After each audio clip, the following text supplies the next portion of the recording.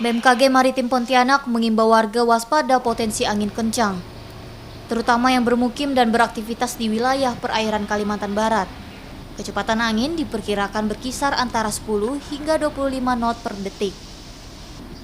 Gelombang tinggi pun diprediksi akan terjadi selama beberapa hari ke depan di kawasan Kepulauan Karimata, Singkawang, Sambas, Laut Natuna, dan Laut Midai.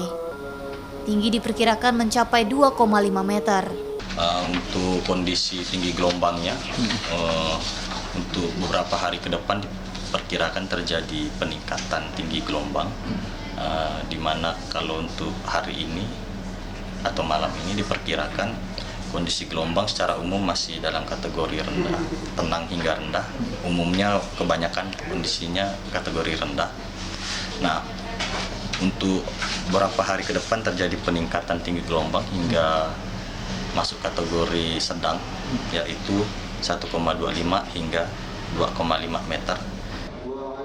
BMKG Maritim juga memprediksi cuaca di wilayah Kalbar seperti Pontianak, Mempawah, dan perairan Anambas masih berawan disertai potensi hujan ringan. Dion Setiawan, Kompas TV, Pontianak, Kalimantan Barat.